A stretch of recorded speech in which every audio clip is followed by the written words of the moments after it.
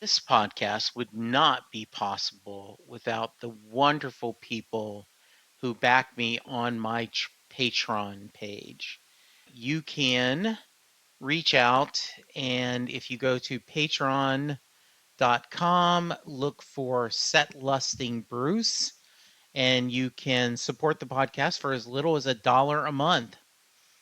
When you support it, you get unedited episodes, random blogs from me, and you get a happiness in your heart that you're helping me share the gospel of music and Springsteen throughout the world. I want to thank Paul Appleton, Amy Brooks, David Kosiskas, C.K. Westbrook, Sean Poole, David and Jennifer Edwards, David and Jennifer Von Edwards, Jeff Omer, Sylvian Groth, Liz Bronson, Yetta, Steve Van Sack, John Munson, Betsy Hodges, Levi Petrie, Elizabeth Brunson, Stephen Malio, Steve Rogers, aka Captain America, Dale Hosack, Terry Smith, Chris Bloom, and Mary Thomas. Thank you guys. You are the best. And now let's go on to the episode.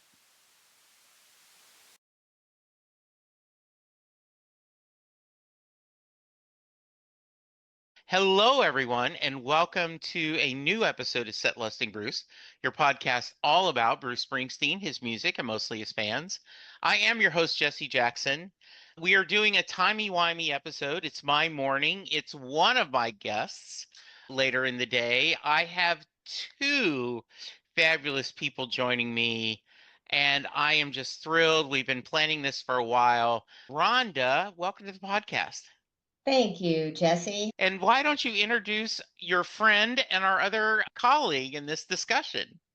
Lucia and I met through mutual interest in Bruce Springsteen, and she was kind enough to respond to the survey that I have for the book that I'm writing, Shouts from the Crowd, the Bruce Springsteen fan stories. Through that process, I learned a lot about her background and her education and her love and passion for Springsteen. You know, what's really cool is our generational differences were significantly different in terms of where we land. Her perspectives and her thoughts and her research is so interesting. I thought, I want to bring the three of us together and just talk about. I got my doctorate in 23 in executive leadership, not in research on Springsteen. My passion started in my bachelor's degree in American culture, American cultural history. Love, love, love it. If I would have had the foresight to think I should do my doctorate on Bruce Springsteen, oh my goodness, what a great, incredible way to tie American culture, world culture, world events, the love and just all of the ideas and concepts that we mutually share across the globe that connects us is so powerful.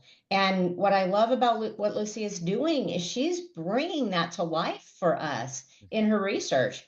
I also am absolutely smitten by her intelligence and by her just openness. And my goodness, she's working on her doctorate, came here, and I'll stop talking and let her tell you, but I'm absolutely amazed at what she's done. Teaching English is such a difficult subject. Jesse, when we think about our slang, right? We Yeah. grew up, we are probably more closer in age. When we grew up, the different expressions that we had were not in the dictionary, right? The subcultural comments that we make. I had my nephew yesterday tell me the kids today would call that outfit drip, or I'm like, what?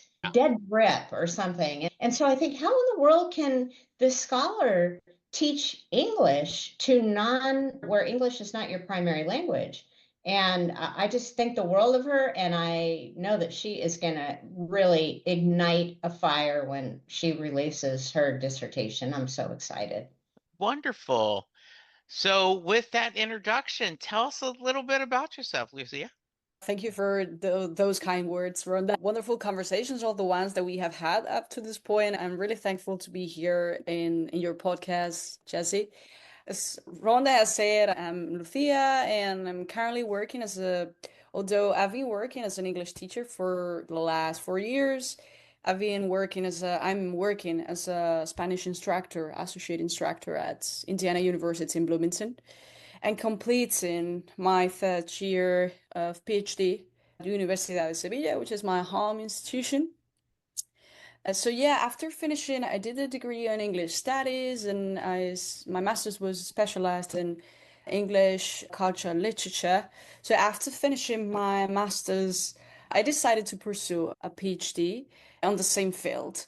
And I remember that my degree's final dissertation was about Springsteen, the American dream on Springsteen, and my director at that time, who is my director of the thesis now, suggested like, if you want to keep working on Springsteen, we can do this. I will be open to work with you.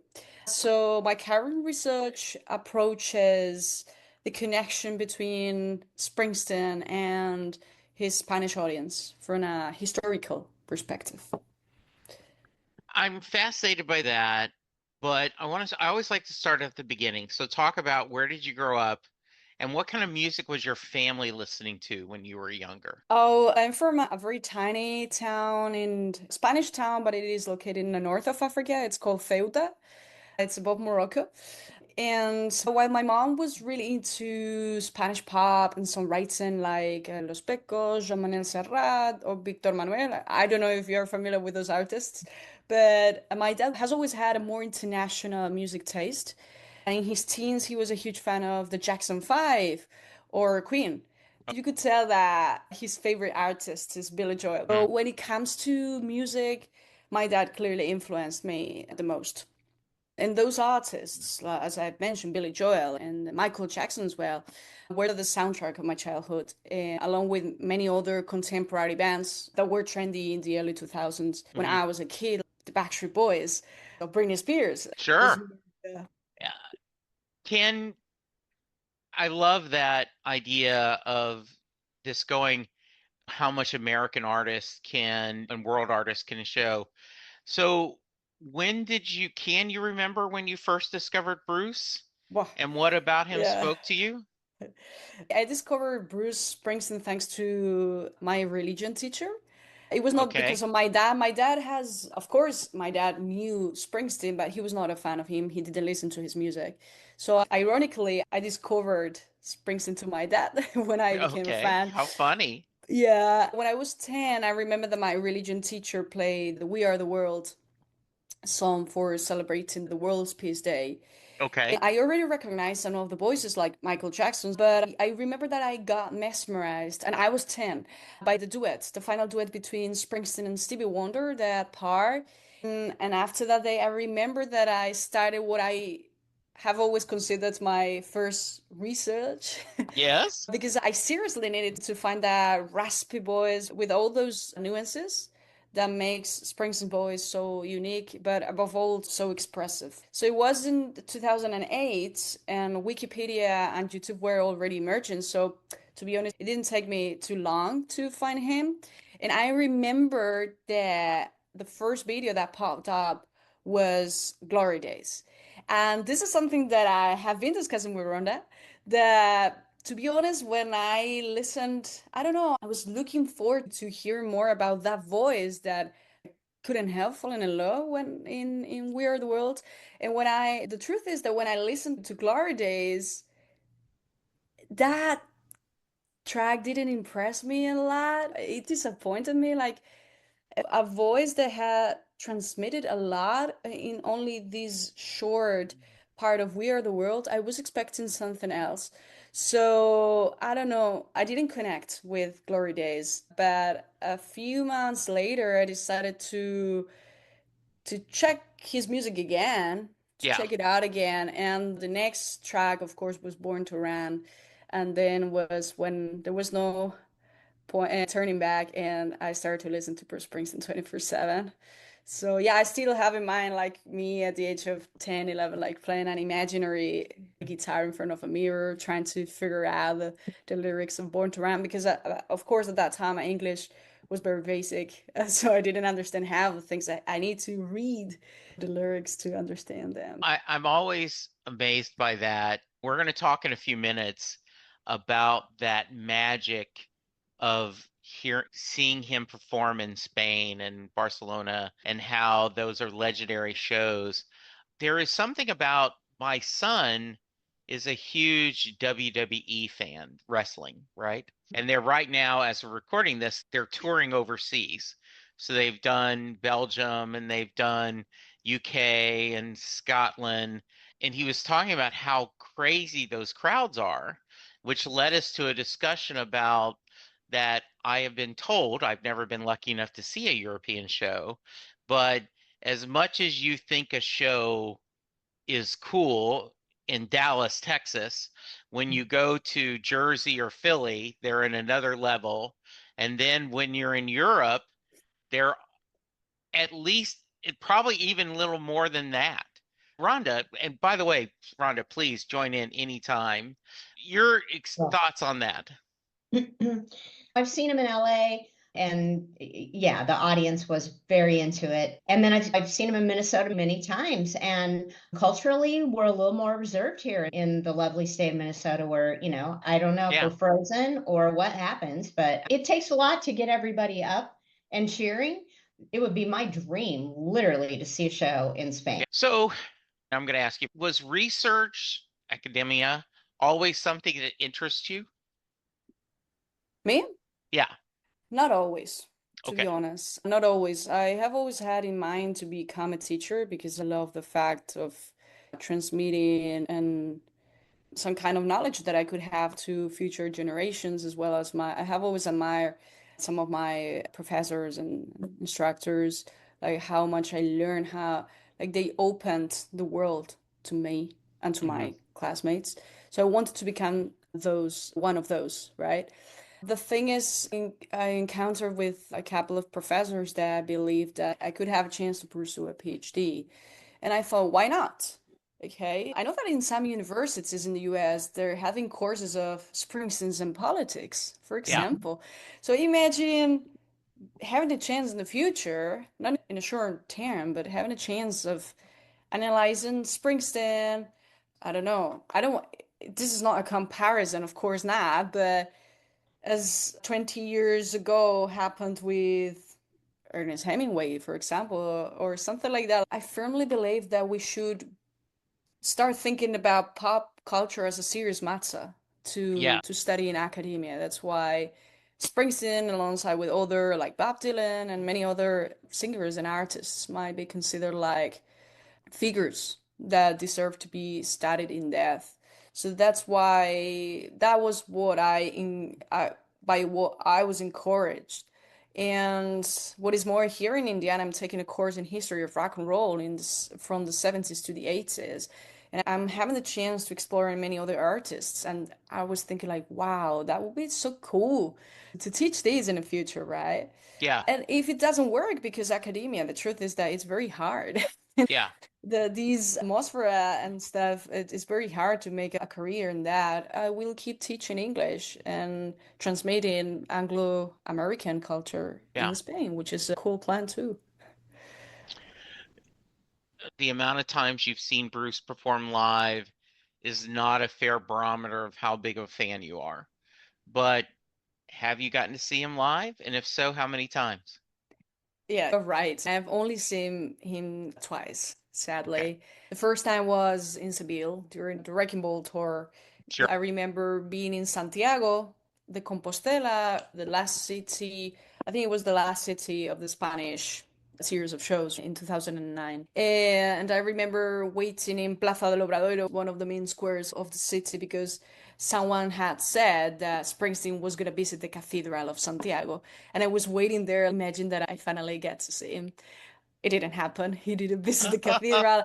I was just waiting there for a couple of hours and no one showed up.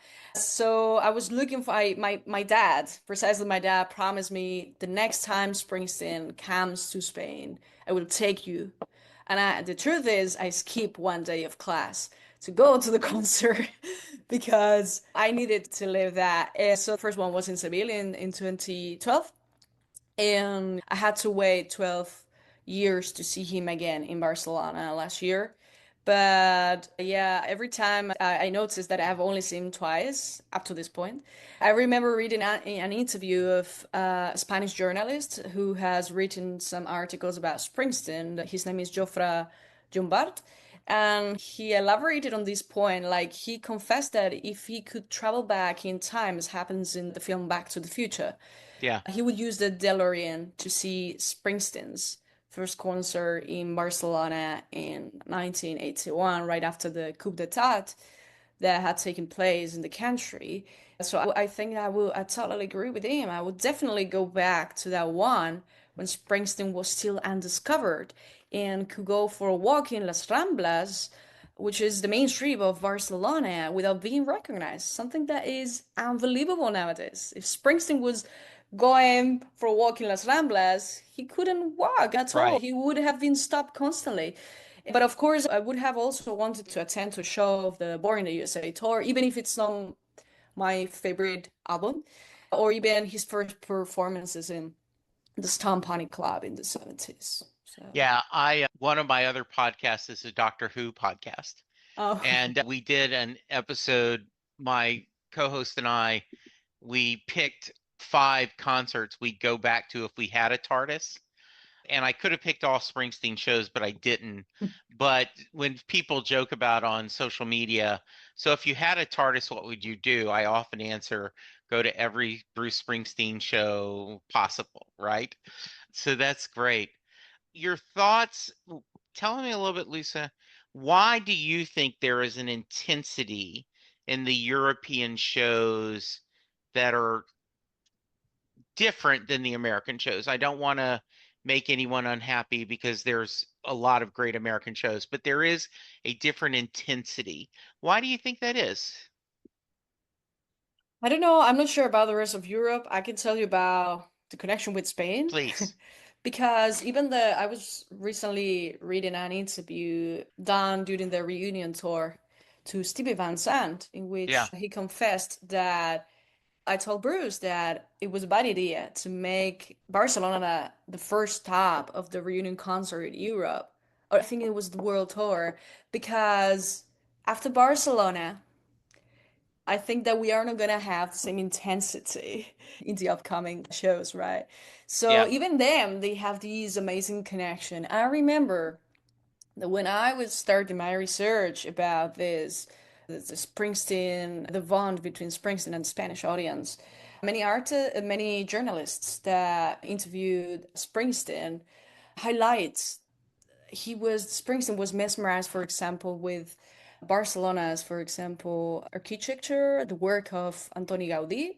Okay. Sam himself also has admitted that Gaudí is one of his favorite artists, so of all time. And so he was very impressed by this, and the journalists that had the chance to interview Springsteen at that time in the early 80s got impressed because they had this prejudice that people in the US may not be interested at all in European art and culture, but Springsteen showed so open to get all as much information as he could from that visit. He was ready to learn more and more. He was a curious person, and that was very surprising for the journalists at that time. Of course, there is these elements that Springsteen's curiosity when he goes to places. It's not that attitude of, I'm just playing there and then I will go to the next city. No, it's like, I'm here to send a message and I want to learn what your message is too, and Mm. what I can learn from you. So that's why I believe that there is that special bond, not just in Spain, but with his fans worldwide. I just want to jump in, Jesse, if Please. I could. I just want to relate this to the 1988 East Berlin show that Right. Springsteen did. That was televised, and there is, by the way, on YouTube now, there's a remastered recording of it, and the audio is so much better. But what the point of this is that He almost didn't do it because there was this political pressure and some nuances of what he could and couldn't do. And he spoke in German. He addressed the crowd. And it was, I'm here to bring rock and roll to you and to speak a common language about music and rock and roll. And what I think that he did there is, and this isn't novel, there's been tons of research. This isn't Rhonda having anything groundbreaking, but there's a freedom of the human experience that I think Springsteen captures no matter the language and whether or not you can understand all the lyrics in the song. I really think that he connects us globally with the human experience of love, of freedom, of connection, of understanding completely isolation and that disparity between isolation and connection. And what I see in Barcelona is love and the signs that there was a gentleman that actually hugged him, and Yeah. security was standing right there, and Bruce leaned into it, and the guy hugged him again and hugged him again. And it was like brotherly love. It was incredible. And that was in 2004. But I will say also the signs that fans made. A woman said, I've been a fan for 30 plus years. Hungry Heart, sing Hungry Heart with me. And he did. He brought the microphone over. I think that he understands the human connection and he is very curious. Like Lucia said, the curiosity makes him a lifelong learner and he immerses himself in the culture no matter where he is. And that has been broadened year after year, decade after decade. So, what do you, one of the things that my wife early in my Bruce Springsteen obsession was she said, I can't understand him. He mumbles too much, he groans. I don't understand what he's saying. And so I said, here's what I'd like you to do. Because we were going to go to a show together. I said, I'd like you to quit trying to understand the lyrics. Just hear his voice as if it was a different instrument. Remember, like when you're a kid, we listened to Peter and the Wolf, right? Like on a record, the teacher would, and you would hear this opera, and each instrument would be a different animal. I said, so just listen to his emotion and feel the emotion of the song. And that helped her a lot. And then what she started doing is she would pull up Google, have the lyrics, then follow along. And then Wrecking Ball became her favorite album. So I guess my question is, how much do you think, because English is such a prevalent language throughout the world, how much of the audience, and I'd love both of y'all's, and I realize we're just guessing, but how much of this is, are they catching the words as you did part of them, Lucia? Or are they going with the emotion, or because they love him so much, they may not know any other English, they know those songs? That's a very interesting question. I totally understand your wife when she said that she didn't understand Springsteen because when I was 10, trying to figure out the lyrics in Born to Run, his accent from New Jersey was very challenging for me. I'm more used to it now, of Sure. course, but after almost 2 decades of listening to him, I think in my research, for example, I'm focused on two concerts, the one in 1981 with the River, and of course, that Spain, the level of English in Spain was very low. So that was one of the first things that shocked Springsteen in a positive way, that he was impressed that the audience gave their best. They were dancing and feeling the music and shouting, even if they were unable to understand the lyrics. That's why I said that the Springsteen's voice, with all his nuances, I think his power goes beyond understanding in terms of words. He has the power of transmitting the message, even if you don't speak his language. And that changed a bit when it comes to the Wrecking Ball tour in 2012. And because, of course, Spain's level of English has improved considerably, but even nowadays we are ranked in, I don't know if it's in the 20th position in the rankings of all the list of the countries in the European Union in terms of level of English. So it is understandable that Spain has to keep improving the learning of English. But in this case, Springsteen had already reached a rock star legend status, and he had a very solid fan base in the country. So people, even those who are not really high proficient in English, made the effort to understand his lyrics. And I believe that the Wrecking Ball album really touched the Spanish audience because of the economic recession that started in 2000. Sure. Even in that concert, he made a speech in almost perfect Spanish.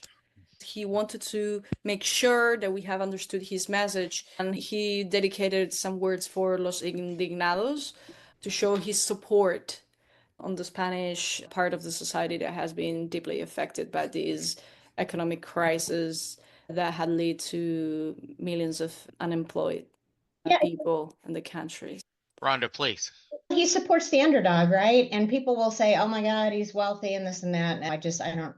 Anyhow, he supports the underdog, and he has the respect for people to actually speak in the language in which he is performing in. He Yeah. takes that time and puts that effort into it. He does the 3+ hour shows. He doesn't have to do that anymore. And so when you talk about your wife, Jessie, and I can't really connect, he's got this gruff voice.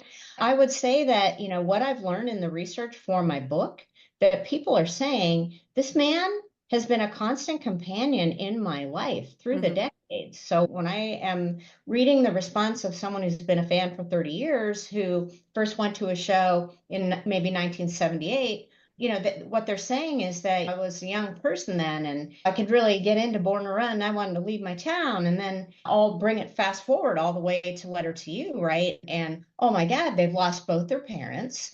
They're losing their friends, they're dying, and they're reflecting deeply on their life. And what they see is that in listening to Bruce's music and in going back to even the albums that were dismissed, the 1993 releases, Human Touch and Lucky Town, The Wish and the memorial to his mother, the bad relationship with his father, depression, these are things that I'm finding in the research that people are willing to share and say, this man, not the majority, but this man helped save my life. I Yeah. was really struggling with depression. And because he was honest and open about it and spoke about it, it really helped me. You never hear the man I ever get up to the microphone and just telling people what they ought to do, or even with his disappointment and how the outcome of the last election was, he sang A Long Walk Home, right? Yeah. And he said, this is a prayer for my country. And I genuinely believe in my heart of hearts, that's what he meant. Yeah. More and nothing less. I rescued something that related to the Wrecking Ball tour, that what I was mentioning. Like Los Indignados were like simultaneous demonstrations that they were against this economic recession with all the political parties that were in the power, and it took place in 60 cities in the country. And Springsteen in that concert made this statement right before Jack of All Trades song. Yeah. And he said in Spanish, but we also dedicate this song to all of you who are fighting so hard in southern Spain. This concert took place in Seville, which is this region, Andalusia. And he also added, too many people have lost their jobs and homes. Here in Europe, hard times have been even worse. Our hearts are with you. So it's this feeling that he is aware of the reality of what's going on. Even he has, of course, he's a millionaire. He's in a very relatively, how to say, easy position. He may not be affected by this kind of events, but he's aware of that, and he's showing, I think, the most powerful tool that Springsteen has is empathy. Yes, I think so. One of the things that I believe is that I remember growing up, my dad was in the U.S. military. My mom did not work outside the home. And I know we were tight money-wise sometimes. And I always knew that. Like I knew, and then when my mom and dad got divorced, I remember her having to use food stamps. And you don't forget that growing up. If you grew up that way, you don't forget it. And I think that for all the people who will say bad things about him, like how can he connect? And he said in Broadway, I've never worked a day in my life, right? Yeah. I've always done this. It's a magic trick. I think that art at times can show. I remember a TV show, 30 something, and both of the two male leads lost their company. And I had a job for 7 or 8 years, but I felt like I had been unemployed again. I felt that fear on that. So, yeah, I think that's his empathy and trying to speak for someone else. It is his superpower. Dylan did not live all the lives that he sings about, but it still is there. So, you're going to school. Was there any specific idea that, or I call it road to Damascus moment, when you decided, yeah, I'm going to do research into Bruce to try to get my master's and then your doctorate? Was there any specific moment, or just you're like, why not? I have a theory that everyone who decides to pursue a PhD Yeah. is in an attempt to understand themselves better. Okay. I was probably at the stage that it's like, I need to figure out things. Yeah. And for some reason, I believe that it's not very conventional that a Spanish kid of 10 years old connect with a song like Born to Run, which is very introspective somehow, or The Yeah. River. I needed to, and that's why I honestly, when while working on this research, that I found out, like and I totally agree with what Rhonda has previously stated about Springsteen has been a lifelong companion, because I understood that his lyrics were a hideout. In the case of Jack of All Trades, Wrecking Ball, Easy Money, Land of Hope and Dreams, that was my soundtrack with the economic recession. My dad lost his employment at that time. So yeah, that was my soundtrack. I felt like there is that man, Springsteen, that puts into words my Yeah. current struggles, and in a better way that I could do now that Yeah. I'm a teen. And the same happens with Born to Run, which a song that it's probably the my favorite song. But I also have a very special connection with Born to Run because, as I have previously stated, I come from Ceuta, a very tiny city in the north of Africa, and separated from Spain by the Strait of Gibraltar. It's a very beautiful coastal town to grow up in, but which provides limited opportunities. And I think that's the reason why Born to Run resonated me a lot. Together we could break this trap. We'll run till we drop, baby. We'll never go back. Then you definitely go back to your hometown because at least in my case, there's this love and hate relationship with your hometown.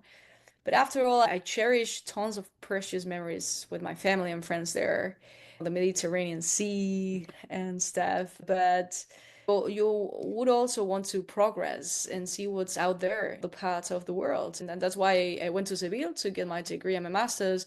And that's why I have spent a year here in the US with the scholarship. So maybe I have lost the track of your question. No, no, Sorry. no, you're, Wait, yeah. About your doctorate. It's about your yeah. doctorate and in Yeah. pursuing the Yeah. topic of your So yeah, doctorate. I believe that a PhD is about to find all the pieces to complete the puzzle. And Mm. I believe that Springsteen was a huge piece that I needed to figure out why he had been such an impact in my life. You What? know what, Jesse, Go I ahead, just please. want to, I just want to jump Please. in here because, and I'm obviously older, right? And we have something that Lucia said, which is we learn a lot about ourselves during the process. Yes. Exactly. It's this curiosity and this love of understanding and research and understanding, right? Anyone can take research and then write a dissertation and argue a point. That's not what true scholars do. What true scholars do is seek out all the information available and qualify it and then quantify it into categories and present the best expression of that, within the academic frames. It's not easy to get Yeah. past your committee and get that piece of paper, and it's quite expensive. But the point here is that we do learn so much about ourselves. And I remember being so young and just wanting to be a leader in a corporation. And it's, Yeah. I'm better than my manager. And now I'm at the point where, holy cow, look, can we put the brakes on things a bit? Because this just went by so fast. And all of that learning, and I know people will go, oh my God, why it didn't take me a doctorate to figure that out, Rhonda. But it's like, what really matters? Truly, what really matters? It's love, it's Yeah. freedom, it's being safe, it's community, it's connection. And our egos are so massive, they can be so massive. And what I love about the understanding of oneself and the baggage that we carry is, like Bruce says, if you don't unpack that baggage and take a look at it, the load just gets heavier and heavier. And Yeah. so, again, he's a teacher. He's been Yeah. a teacher to me and for me and through these decades. And last thing I'll say is that's why I think that it makes his previous albums so approachable to younger people, because I've heard many people say, I'm in my River era. Now I'm looking really at Lucky Town and Human Touch and going, hey, these lyrics weren't so bad.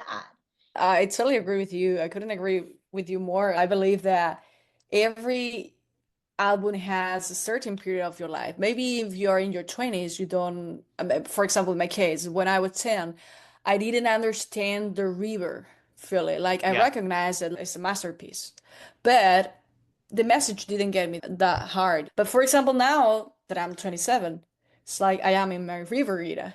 As Yeah. I tell you, right? This clash with reality while your adolescence, your teen dreams are still there. Is a dream a lie if it don't come true, or is it something worse? Yeah. So I believe that the same would happen with Human Touch. Maybe there is, well, Human Touch, like a town, were written and published in time where Springsteen was, talking about his parenthood. So maybe you reach a point in which you connect more with those albums and songs than now, that what you actually do now. I can't remember who, and so I apologize, I'm not giving you credit, but I had a guest earlier that said that Bruce, his early albums, was teaching us how to handle growing up and finding yourselves. And then later, he taught us how to get out and explore and do different things. And then later, how to married and how to have kids and how to handle adult things. And then he went through a political phrase, how to, like with Magic and Wrecking Ball. And he says, and now then, I think he's teaching us how to grieve and how to handle death. But I think subconsciously, as he's dealing with these different phases of his life, he's dealing with it. And one of the things I think that makes him worthy of academic and the many podcasts, because I am not alone in that podcast world, is he is still evolving and still doing good, if not great work. Lucinda, what has this, you talked about this is helping you, that you think doctorates go toward, it's usually a lot about self-discovery. That's my words, not yours. But what have you discovered about yourself during this research? What surprised you about what you found about yourself?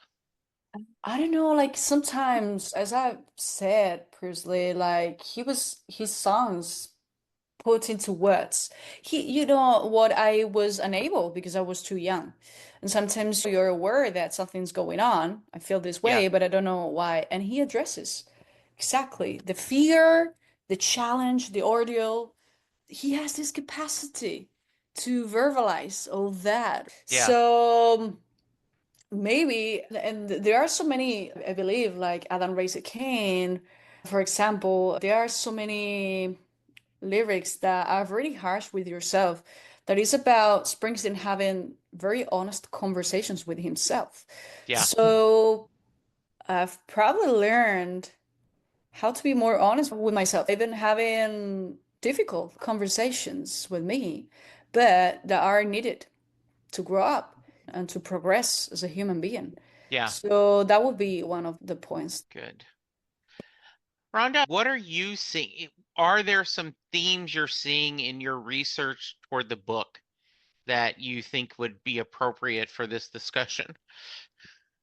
Yeah, I think what Lucia just mentioned about at certain ages, you're reflective on certain things and so forth. And there is a theme with, I would say, older men, baby boomer men that are, so many of them say that Springsteen has helped me to be a better human, a better Yeah. man.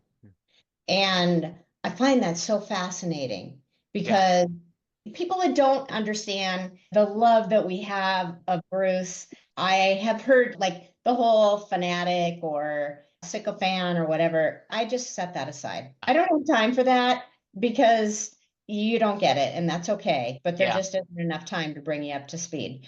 Hopefully, you'll get there. What I see is that this man has impacted so many lives, and a lot of the folks that are responding to the survey are Yeah. saying that. One of the questions I ask in my survey is, if you had a couple hours to spend with Springsteen walking along the Jersey Shore, having a beer, whatever, what would you talk about? And so many people say, I would thank him. I would just thank him for being a constant companion, Yeah. for being there, for letting me come back to darkness on the edge of town, going to be up on that hill with everything that I've got, looking at like Lucia said, reflecting on being a parent. So many people have adult children that are Springsteen fans, not because mommy or daddy told them you got to love Bruce, but because they bonded over concerts Yeah. and they bonded over certain songs. And there's a man in particular that I think of from Germany that's been a fan forever. He's got some tattoos on his arms about Bruce, and he took his 18-year-old son to see Springsteen for the first time. They managed to get up there in the pit and be super close. The kid is just losing his mind, just celebrating and singing along. And after the concert, he starts crying and he hugs his dad and says, my God, Dad, thank you so much. It almost makes me cry. But it's like this connection that men have expressed that they have built stronger with their kids, their adult children, Yeah. because of Bruce's influence somehow. Now, they're not giving credit to Bruce saying Bruce did this. It's the power of his ability to help us connect with one another. And the last thing I'll say is, I've said it before, Jesse, I've never met a stranger at a Springsteen concert, No. ever. No. Yeah. Yeah, it truly is. And I've done 13 episodes making friends with people that it's funny. We're going to Austin next weekend, and my wife said, hey, I want us to go to dinner with a friend of a friend. And before I could say anything, and she goes, and think how many Springsteen people we've had to meet when we're out of town. I wasn't going to complain. So, Lucinda, I'm going to change things a little bit. What has been the most interesting part of living in the US for this past year? Everything, absolutely everything. I grew up in a context in which Hollywood put all those images and that idea Yeah, of living in the US. I'm not talking about just like Springsteen. I was a huge fan of High School Musical and all these Disney yeah, Disney movies that were very popular when I was a teen. And the country has lived up to my expectations. And the education system is different from the Spanish one. Fortunately, I have had more time because I don't have funding in my home university. And I was really looking forward to have a chance to be more focused, at least for a year. This is a year scholarship, but I was looking forward to having more time to work on my thesis and elaborate more points. And I got it. This article about Springsteen and his connection with Spanish audience has been sent to be published. Working on another one, which is about the metaphysical absence of the paternal figure in Springsteen from a psychoanalytical approach. Yeah. And the last one will be probably dedicated to compare from the Campbell's hero's journey to establish a comparison between Odysseus. Yeah. So the US has provided me with many scholars that have, among them Rhonda, of course, that has had led me a hand to keep progressing Yeah. with my PhD. Of course, I also had the chance to visit the Springsteen archives in Monmouth University, which was great. It was like a dream. Yeah. And also the house where he wrote Born to Run as well. So as a fan, that was a dream come true. Good. Without this chance to spend a year here, I couldn't have made it. What's next for you? Sorry? What's next for you? What's your Oh, future? everything is up in the air, to be honest. Okay. I will definitely go back to Spain because I missed it. The Yeah. food, the weather. I No, know I you haven't. should. Yes, I want to. Yeah, it's a very beautiful country. I will finish my thesis. I'm supposed to finish it in 2027. Okay. Closer, but on the right track. And I will start to look for jobs if it's not in academia as an English teacher, as I have been always doing since I started this. Yeah. Good. I will just say that I would love to come to Spain and take your class. I am Yes, me too. amazed. No, I truly am amazed by our interactions have been wonderful. You're so smart and so open. Thank And you. it's just a real gift that you have as a scholar to be incredibly open. And that will allow your research to just be the best because you don't have a preconceived idea of how the outcome is going to be. And you have now this American experience that you take back with you. And anyone lucky enough to employ you is going to benefit by your presence and by your gifts. And last thing I'll say is, I want an invitation to the graduation ceremony because I will be coming. I will be coming. That's Absolutely, awesome. 100%. Thank you. I promise you, I will be there. That, It would be awesome to show you Seville, honestly. I Yeah. would love it. I wouldn't want to come home. I yeah, know that. exactly. Yeah. Can I just move in? No. Yeah. I think you have a gift of being able to get us to speak. I think that what stands out to me over and over, no matter who I talk to researching this book, where they come from, what country, is the human connection and that dissonance between isolation and being involved in the community. And clearly, there's those of us that have never been to Spain who, again, I crave going to the concert. And here's Lucia just making it seem like, okay, I would be welcome there. And also the energy that I perceive in other countries, there isn't the same kind of worries and stresses that we have here in America. And I think it gives us a chance to take a step back. So that's also what I'm seeing in the research is they're just it within, and I'm not generalizing, it's a small percentage, but there is that angst, there is that anxiety, there is that depression. And I'm not saying it's an American culture thing, but I am saying that what I've learned in my time with Lucia and with others outside of the US is they tend to have a heck of a lot more fun than we do. And I'll get political just for a moment. We were raised here in the US that we're the best country in the world, and oh my goodness, capitalism is the winner, and oh, socialized medicine would be the worst thing ever. And then the more you see of the world, the more know that, yes, I love this country. I am proud to be an American, even when I'm not proud of our politicians. But there are things we could learn from the rest of the world to make things better. And socialism in itself isn't a bad word, right? The best thing I ever read is someone said, if our founding fathers had all been doctors instead of lawyers, we would have had free medical care and not free attorneys. Yeah, it's funny. Basically, if you go see a lawyer or a doctor, they are practicing, right? They have Yeah, a medical practice, a law practice. yeah, And I always say it's really nice to be with someone who has practiced a lot, whether you could apply that to music as well, right? The piano, the yeah, guitar. You don't pick that up and all of a sudden you're an expert at it. It yeah. takes a lot of work. The last thing I do want to say though is Springsteen has wealth, but let's just be clear that he sold that catalog for $500 million. So when he became a billionaire, it was because he had sold something for 500 million people. So Yeah. he's excessively generous, and I would call him a closet philanthropist. Most people don't know about all of his philanthropy. Yeah. And also that Lucia said, as far as the empathy, yes, but there's also small ego, small arrogance, loves his job. And Yeah. that is incredible to love your job. It Yeah. is because here in America, I don't hear that a lot. I think he's also very grateful and appreciative that the companionship is mutual, that we show up for him and that he shows up for us globally.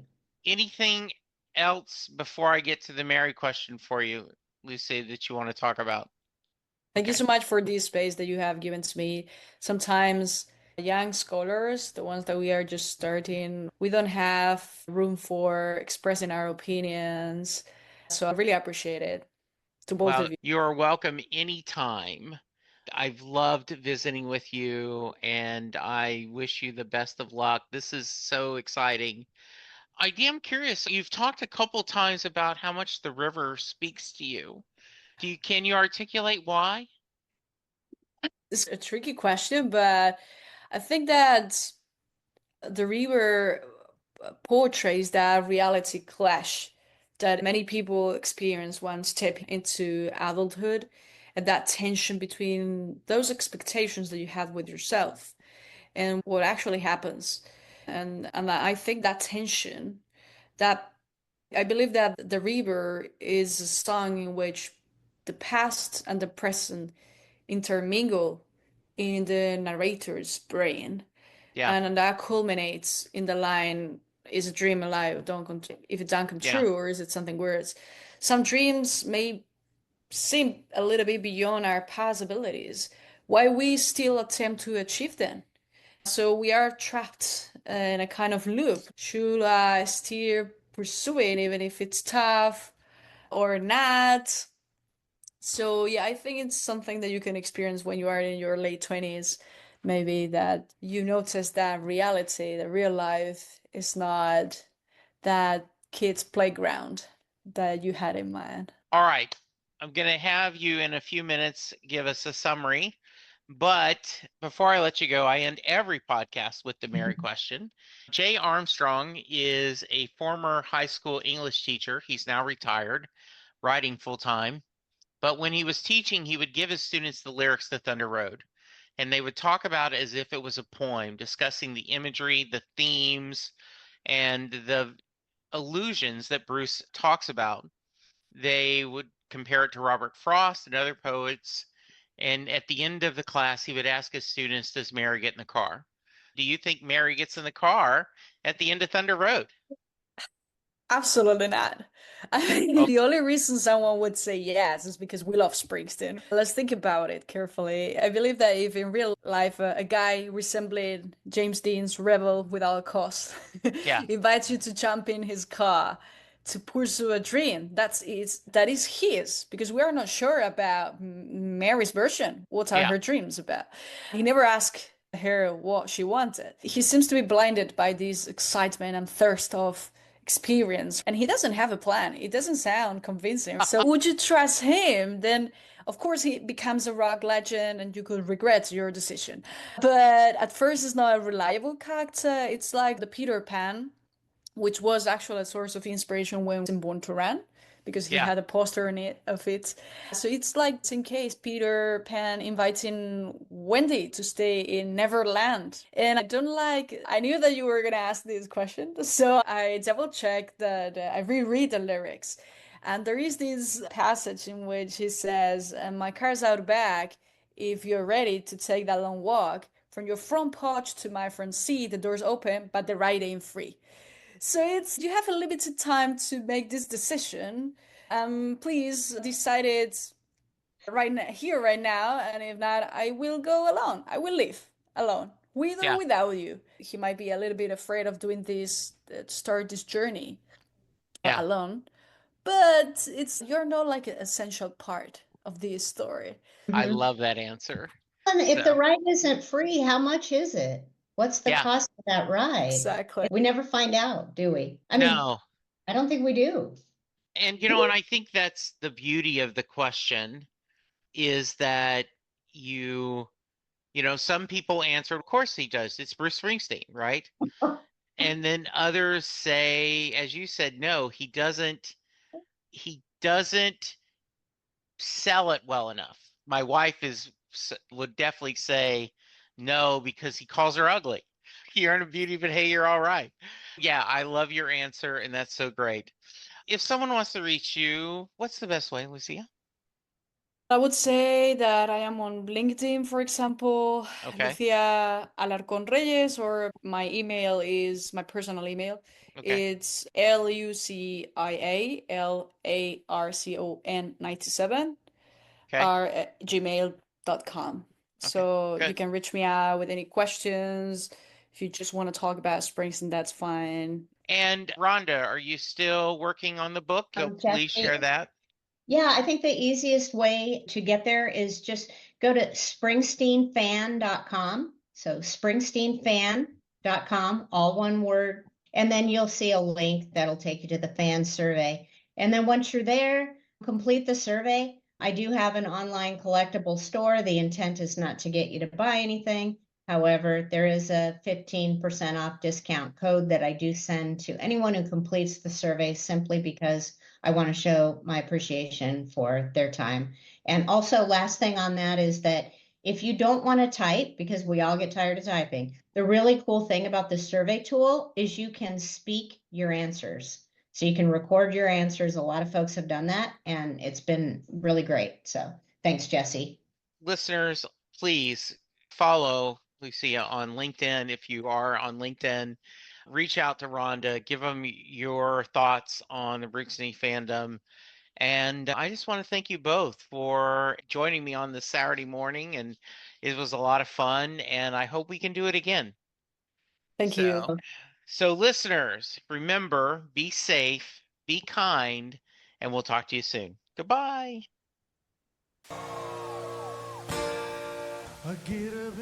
Thank you for listening to this episode of Set Lusting Bruce.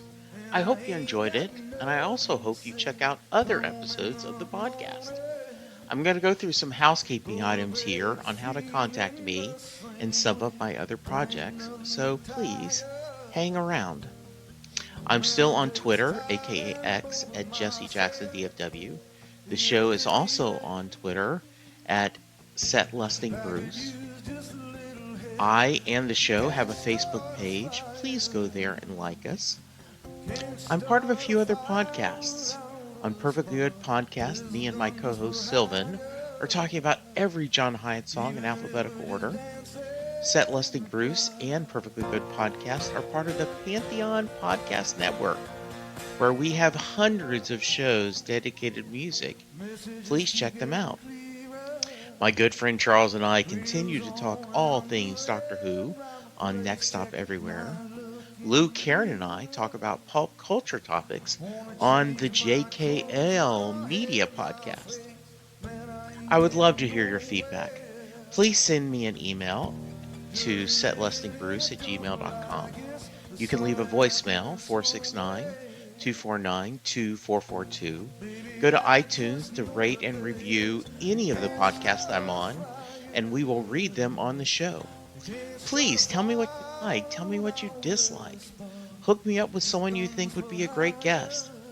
Getting to talk to people about their experiences, whether it be music or other creative endeavors, is my passion. And I hope these conversations bring you a little joy, a little peace, and a whole lot of love. Keep hope alive. There's a joke here somewhere, it's on me. Shake this world off my shoulders. Come on, baby, have a laugh on me.